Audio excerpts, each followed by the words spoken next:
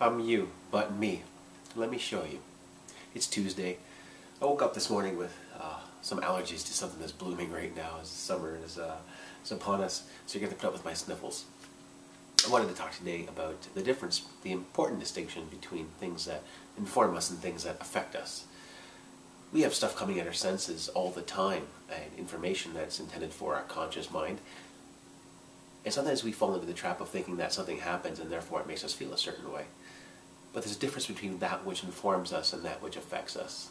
And it basically has to do with what we're personally invested in.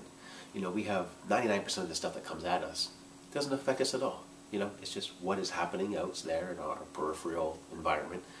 But the things that touch what our person wants to be, then we got all upset about it and we get triggered into these automatic responses. Now, these automatic responses that we've been trained and we have reinforced within ourselves with the help of the external world and what's been expected of our reaction. If something happens, you're expected to react a certain way, whether it be good, then you're supposed to feel happy. If it's bad, you're supposed to feel sad. And then there's also these offshoots off of that, because then you can feel, like something is owed to you, or you can feel like, life isn't fair and things always go this way for you. Or you can look at it, something bad happens to you, you can look at it as something that's a challenge for you to grow stronger. It's a way to look at how have I brought this into my life and how can I start attracting things that I do desire. But we don't have to be affected by the things that are currently affecting us if we don't want to. Sometimes it serves us to be affected in a joyful way when things go our way, when things go as we would like them to go. But that's usually not what we have a problem with. What we have a problem with is that if we expect something, we're really hoping the weather is a certain way, as a small example, and it turns out to rain on a day we really wanted it to be sunny, whether we had something planned outside, something that we felt was important, something that our person wanted to experience.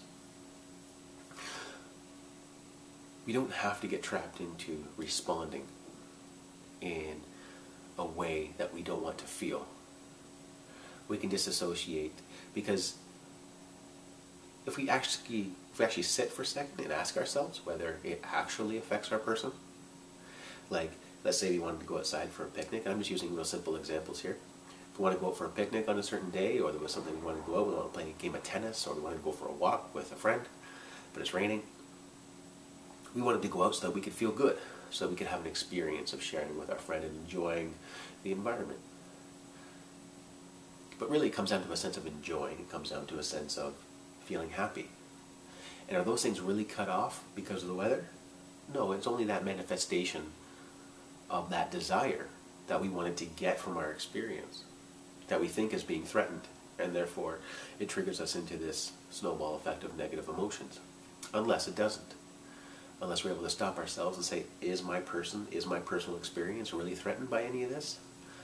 And of course, if you ask yourself that question and sit with it long enough, you come to the answer, of course it doesn't.